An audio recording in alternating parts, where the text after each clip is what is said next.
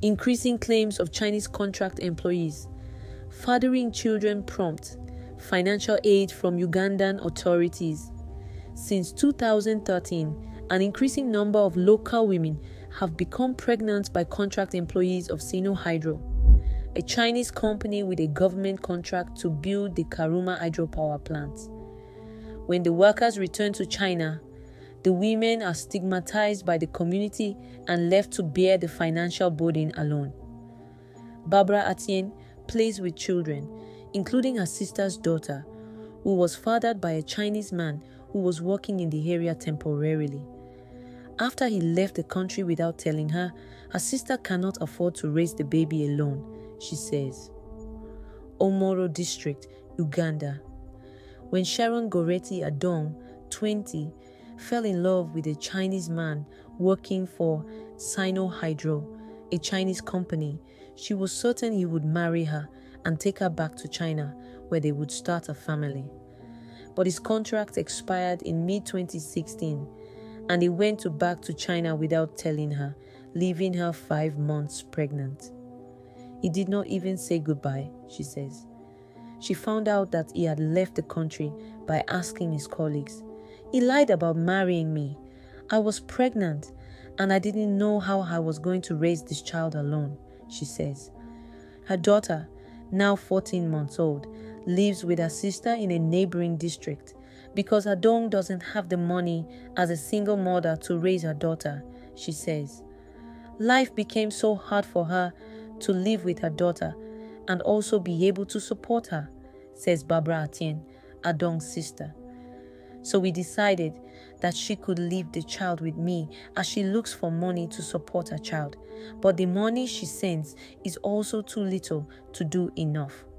Throughout the Oyam and Omoro districts in northern Uganda, where the Chinese company Sinohydro has had a government contract since 2013, an increasing number of local women say they became pregnant by Chinese workers who later returned to China.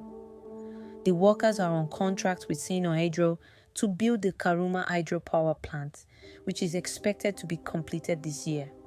Sam Ogwang Alunyu, chairperson of Kamdini County in the Hoyam district near where the power dam is being constructed, says he is aware of at least 20 children in the area who were fathered by Chinese nationals working at Sinohydro. He says the problem is becoming more widespread, so the government is looking for specific programs to help women who have had children by Chinese men working on the project. These women can't take care of their children alone. They need financial support, and we hope government can intervene, he says. In 2013, when the project began, many local women came to town to fill jobs associated with the project, Alunyu says. Adong, then 18, was hired in 2015 to work as a cook at Sinohydro, but her contract ended last year. Now she works in a local bar. John Young, a Chinese shoe trader in Kampala, says he sees relationships between Chinese men and Ugandan women often. He attributes the rise of interracial relationships to the perception that Chinese men have money. Sometimes, though, he says relationships can be genuine. It can be a normal relationship where one just finds the other attractive and money isn't playing any role, he says. But for too many in the district, the original attraction isn't the problem. It's the financial implications of what happens when a relationship ends. Nakisanze. Segawa, GPJ, Uganda. Sandra Amuti, 21, holds her 11-month-old son, who she says was fathered by a Chinese man who was working in Uganda on a local dam. She asked that her face not be shown because of the stigma attached to Ugandan women who have relationships with Chinese men. Sandra Amuti, 21, and her 11-month-old son live with her parents in the Omoro district. Her son's father also worked for Sinohydro, she says. He called me while he was in Kampala to let me know he was leaving the country because his contract with Sinohydro had expired, she says. I asked him why he didn't tell me when he was here. And he said he did not want to tell me face to face because he knew I would be hurt and he didn't want to see me hurt. While they keep in touch via social media, she says he no longer supports her financially. These women can't take care of their children alone. They need financial support and we hope government can intervene. Sam Hogwang, Alunyu, chairperson of Kamdini County. He used to send me $200 every 2 months, but since November last year he stopped, she says. And now I am relying on my family to raise him, which isn't right. My son has a living father. In our culture, it's the father who takes care of their children, not the in-laws. Nicholas Etsimu, an attorney for Sinohydro, who responded to inquiries on behalf of the company, says Sinohydro is not aware of any cases of men fathering children while working in Uganda. The company adheres to strict codes of conduct within their work precincts, Esimi wrote in an email to Global Press Journal, but at the same time does not take responsibility for the employees' private lives outside the work area. Carol Tail, Senior Probation Officer at the Probations and Social Welfare Office in the Oyam District, says that our office is trying to help women get financial support, but many women are reluctant to come forward.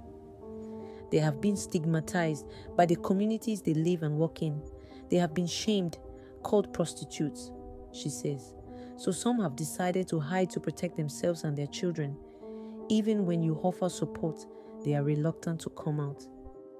The long-term consequences of not knowing a child's birth father can last a lifetime here, Tail says, adding that everything from bullying to land ownership could be questioned. Being biracial isn't common here, she says. They might face the risk of being bullied in schools by other children, she says. Also, boys might be challenged with the issue of accessing land because in our culture, boys inherit land from their fathers. Robert Okwanga, Assistant Chief Administration Officer of the Oyam District, says he understands the stigma in the community, but the only way for women to get assistance is to present their children to prove they were fathered by a Chinese worker. Jackie, who requested to have her last name withheld, says she understands the consequences of the stigma too well.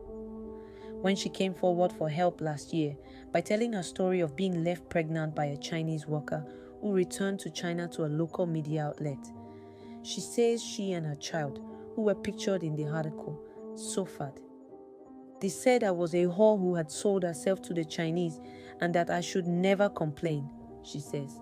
They said I was immoral with stupid dreams of marrying a Chinese man, when the truth is that Chinese don't marry Africans. They called my daughter a child of a whore. After the article was published, Jackie sent her daughter to live with her mother in another village, which she would not disclose. She is currently unemployed and looking for work, but others say they have not approached the district for help because they didn't know it was an option. It's hard to know who to trust and who will actually offer help, Amuti says. She says she wasn't aware of the help being offered by Oyam District's Probation and Welfare Office,